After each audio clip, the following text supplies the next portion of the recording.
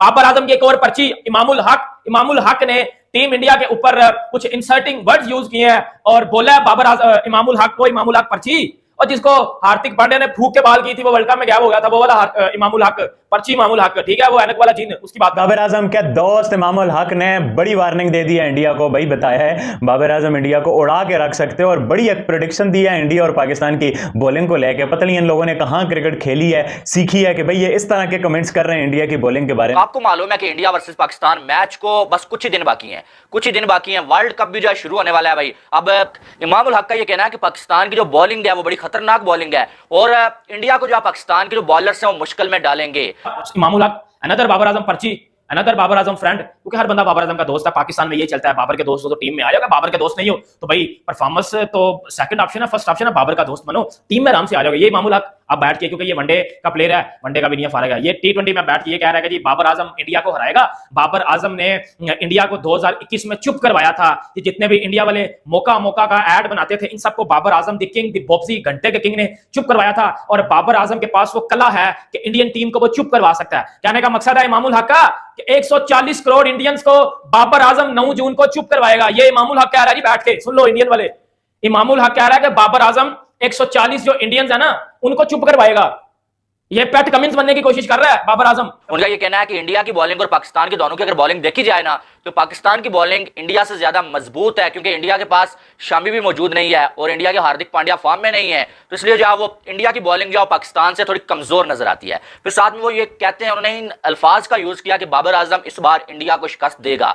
पाकिस्तान ने कहा, उन्होंने अपने दोस्त का नाम लिया कि बाबर आजम इस बार जो है वो इंडिया को शिकस्त देगा, और इस मैच में अगर देखा जाए तो ज्यादा जो है वो चांसेस पाकिस्तान के जीतने के हैं। फिर साथ में उन्होंने आजम खान की बात किया कि आजम खान को मौका देना चाहिए, एक ऐसा बल्लेबाज है जो जिस दिन चल जाए ना तो ये किसी को नहीं बख्शता, और ये ऐसा ना हो इंडिया के मैच में चल जाए वो मैच आपको जितवा दे, इसलिए आजम खान को आपको अब जो है थोड़ा कॉन्फिडेंस देना चाहिए। ये जो है वो कहना है भाई साहब इमामुल हक का। और उसके बाद आप मुझे बताएं कि यार इमामुल हक जो टीवी पे बैठे हुए हैं, वो T20 को टेस्ट बना के खेलते थे, टेस्ट को कुछ और ही समझ के खेलते थे, और इमामुल हक जो है वो T20 क्रिकेट मैचेस का एनालिसिस कर रहे हैं। अब वर्ल्ड कप होगा, वर्ल्ड कप में भी T20 वर्ल्ड कप आपको मालूम है, और उसका एनालिसिस कौन करेगा? इसी चीज को लेकर पाकिस्तानी मीडिया और पाकिस्तानी पब्लिक काफी ज्यादा उछल रही है। चलिए इस वीडियो में सुनते हैं पाकिस्तानी मीडिया और पाकिस्तानी पब्लिक का आखिर क्या कहना है। इमामुल हक, सुनो इमामुल हक की, वो कह रहा है हमारी बॉलिंग अच्छी है। ये बात मैंने विक्रांत गुप्ता जी को भी करते हुए देखा है, पाकिस्तान की तो बॉलिंग अच्छी है। अब मुझे समझ नहीं आ रही कि यार मैं भी वही क्रिकेट देखता हूँ, ये लोग भी वही क्रिकेट देखते हैं, ये किस एंगल से कह रहे हैं कि भाई पाकिस्तान की बॉलिंग अच्छी है। आल्दो मैं चाहता हूँ हमारी बॉलिंग का प्रेस हो,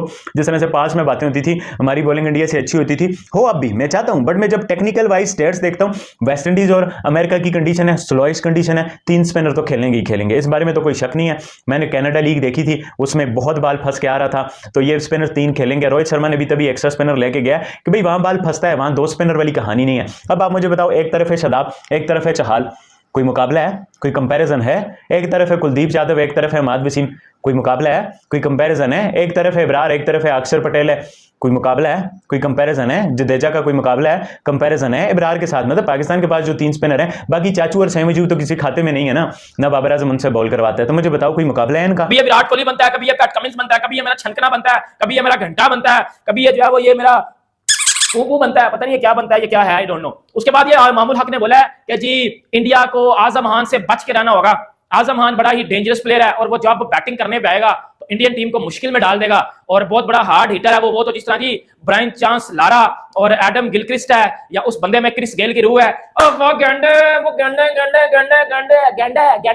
उसको ना भाई किसी चिड़ियाघर में छोड़ गया हो, उसको किसी चिड़ियाघर में छोड़ गया हो भाई, वो क्रिकेट टीम के में तो रहने के लायक नहीं है, तो शर्म कर लो। वो बैठ के मामूला क्या रहा है कि हमारी फास्ट बॉलिंग इंडिया की फास्ट बॉलिंग से बड़ी बेहतर है, और हमारी फास्ट बॉलिंग में मेच्योरिटी है, हमारी फास्ट बॉलिंग वर्ल्ड क्लास है, ब्लू पता नहीं क्या फलाना टमकाना ये बंदे कर रहे हैं। इनको शर्म आनी चाहिए और हया करनी चाहिए इन लोगों को, क्योंकि इनके अंदर हया वाला एलिमेंट गायब हो चुका हुआ है। क्योंकि ये बात क्या बोलूं अब इनको मैं, लिटरली 9 जून को पता चलेगा, दूध का दूध पानी का पानी हो जाएगा। जिनको पूरे साल जो है वो क्रिटिसाइज किया जाता है कि यार तुम T20 के प्लेयर नहीं हो, तुम T20 को जो है वो इतना स्लो खेलते हो। PSL में वो बंदा इस बार जो है किसी ने रखा ही नहीं है उसको कि भाई जान ये स्लो खेलता है भाई, तो T20 में ये क्रिकेट हमें नहीं चाहिए। और अब वर्ल्ड कप में वो क्या करेंगे, फिर वो डिफेंड ही करेंगे स्लो खेलने वालों को। बाबर आजम और रिजवान का जो स्ट्राइक रेट होता है पावर प्ले में वो आपको मालूम है, और वो स्ट्राइक रेट हो, पाकिस्तान मैच हार जाए और इमामुल हक जैसा एनालिस्ट बैठा हो भाई, तो वो क्या बोलेगा कि भाईजान बाबर आजम और रिजवान ने तो कोशिश की है लेकिन बाकी के बल्लेबाज फिनिश नहीं कर पाए। जो हमेशा बाबर आजम बोलते हैं कि भाईजान जो है वो हमारा जो मिडिल ऑर्डर है वो फिनिश नहीं कर पाया, हमारे बॉलर्स अच्छी बॉलिंग नहीं कर पाए, लेकिन बाबर आजम ने कभी खुद ये नहीं बोला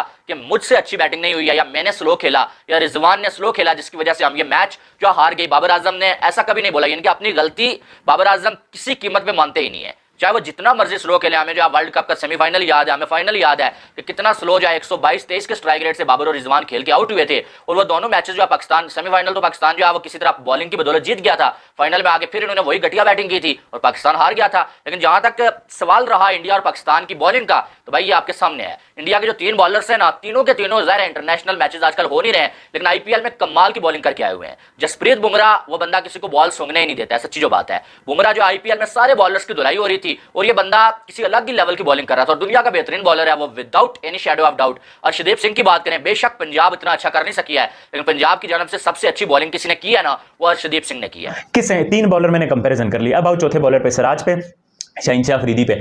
सिराज ने भाई एशिया कप जिताया अपनी टीम को। शहीनशाह अफरीदी कोई बहुत ज्यादा फर्स्ट एवर विकेट और स्विंगर और ईगल और ये वो एक दूसरे को ही कहते हैं। शाहीन को बाबर आजम के फैंस कहते हैं ईगल है, शाहीन के फैन बाबर आजम को बोलते हैं किंग है। एक दूसरे को ईगल किंग बनाया हुआ है और असल में जो है कोई परफॉर्मेंस है नहीं टीम की। टीम खुद लाइन लगी हुई है भाई, अगर कोई वाकई में किंग है, कोई वाकई में ईगल है, तो टीम क्यों नहीं आगे आ रही? तो टीम जीत रही क्यों बाहर नहीं है? किंग और ईगल के होते टीमें नहीं जीत रही, तो फिर कब जीतोगे तुम लोग? हाँ बताओ, ये बहुत इंपॉर्टेंट क्वेश्चन है। बहरहाल सिराज को बड़ा वीक लिंक आंकते हैं जी। देखें जी, सिराज इंडिया की बॉलिंग लाइनअप में वो तो वीक है भाई। वो जब इंडिया का यूनिफॉर्म पहनता है ना, तो फिर उसकी बॉलिंग आप चेक किया करो। एशिया कप फाइनल नहीं देखा क्या? ये शाहीन लोगों ने भी तो खेला था एशिया कप ना, ये क्यों नहीं अच्छा कर पाए? बाकी आप इंडिया के लिए सिराज की परफॉर्मेंसेस दिखाओ। जब बुमराह एब्सेंट था वो लीडिंग विकेट, वो फ्रंट से अटैक करता था, मतलब लीड करता था वो इंडिया का बॉलिंग लाइनअप यार। जब बुमराह अभी आया नहीं था, इंजरी थी, तो आप कैसे उसको कह सकते हो वो वीक लिंक है यार? मुझे बताओ, मुझे तो नहीं समझ आती। फिर आप बुमराह और मोहम्मद आमिर को ले लो। मोहम्मद आमिर अच्छा बॉलर है। जब आप मोहम्मद आमिर और बुमराह की बात करोगे, आप सोचोगे कौन अच्छा है कौन नहीं अच्छा, मतलब थोड़ा सा आपका कंपैरिजन की तरफ जहन जाएगा। बाकियों के मामले में तो आपका कंपैरिजन की तरफ भी जहन नहीं जाता, बट इस मामले में जाएगा। बट फिर आप देखोगे बुमराह के बारे में स्टार्क बातें कर रहा है, पूरी दुनिया बातें कर रही है। आईपीएल में कंडीशन ऐसी थी, बैट्समैन ऐसे थे, इंपैक्ट वाला रूल ऐसा था, फ्लैट विकेट थी। वहां बुमराह अगर इतना लीथल हो रहा है, तो वेस्टइंडीज और अमेरिका की फंसी हुई कंडीशन में बुमराह कितना ज्यादा लीथल होगा? तो भाई बुमराह भी आगे है। अब आप चेक करोगे भाई, 5 बॉलर इंडिया के, 5 पाकिस्तान के, तो भाई इंडिया के बॉलर कितना ज्यादा डेंजरस है बाय फार। ये नहीं कि सख्त मुकाबला है, दोनों के अच्छे बॉलर हैं बाय फार। तो फिर आप